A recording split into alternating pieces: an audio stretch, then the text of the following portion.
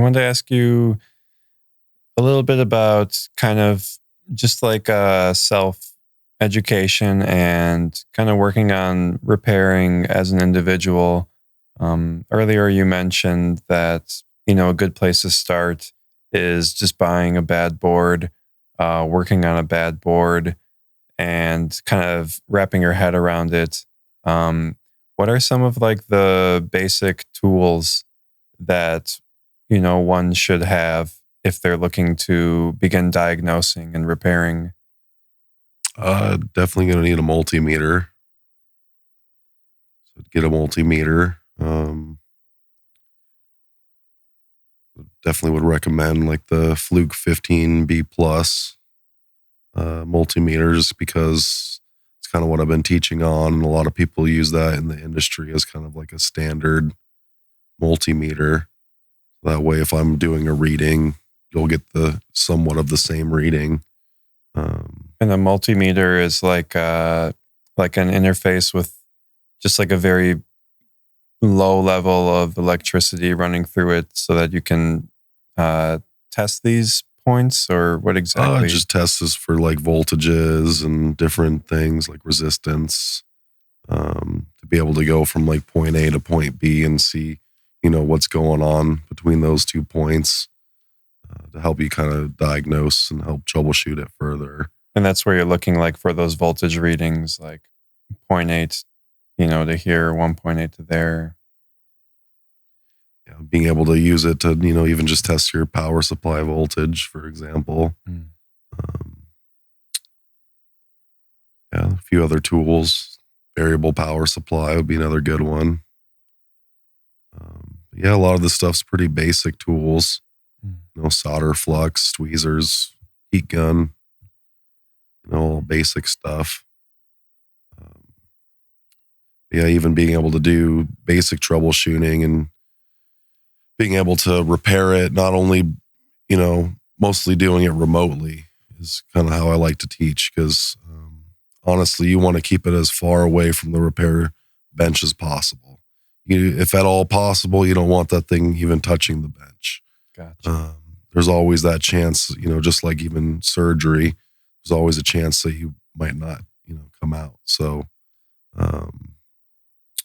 that's why being able to go in there and, looking in the firmware, updating firmware, using different kinds of firmware, seeing what's going on behind the scenes, checking kernel logs and stuff like that. Just even a basic understanding can make a huge difference. Sure. So it's almost like, the moment that you have to put that board under stress, it needs to be necessary.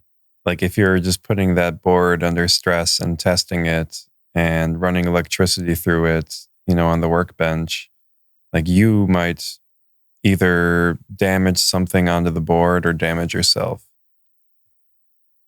Yeah, that's always a possibility. What about testers? We hear a lot about testers. Everyone's always looking to sell you the tester. What is the functionality of the tester and its importance in ASIC repair? When I first started, I actually used just a regular control board with stock firmware. So I'd literally go there and hit the restart button. Of course, back then, the hash boards didn't get so hot that it would start frying all the chips if you didn't, cool it down fast enough. But, I just created my own little fan deck and did the testing.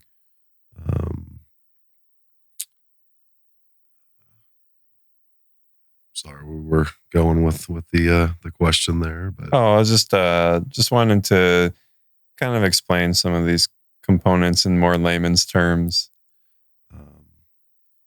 So as far as testers, they're used to kind of run voltage through the hash board itself.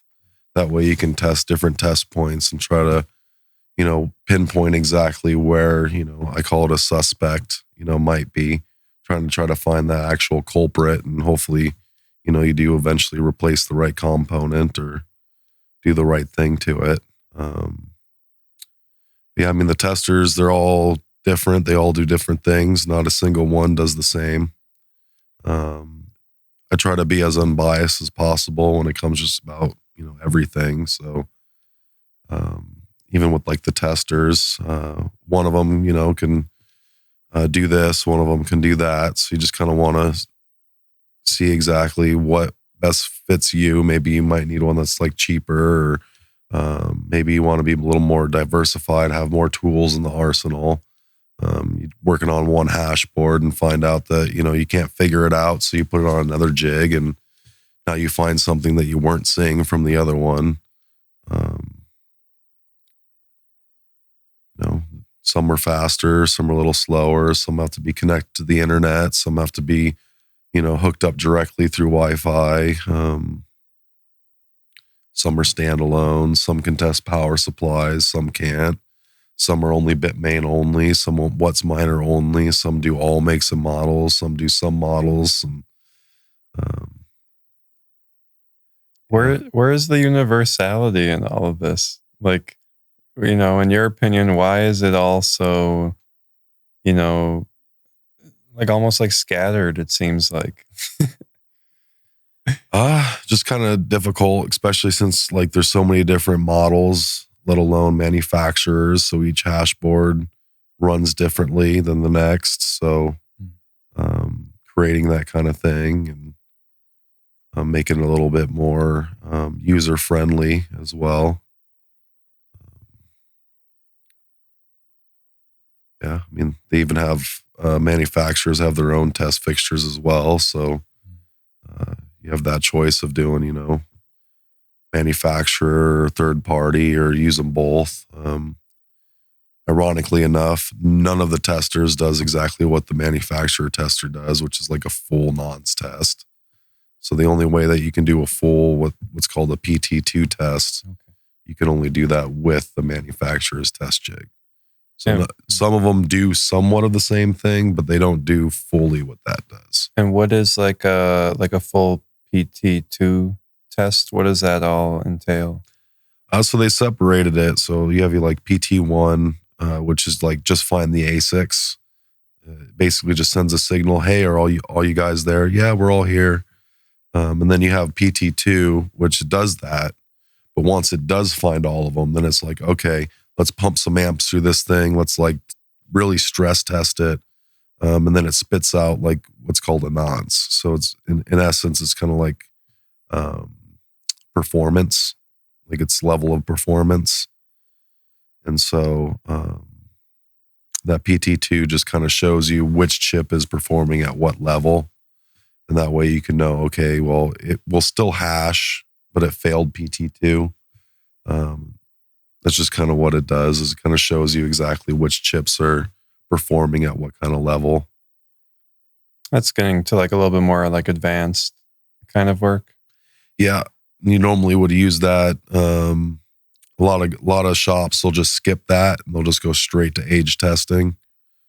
But if it fails age testing, then you can bring it back and put it on the PT2 test and see, okay, maybe this one chip is causing that frequency kind of issue.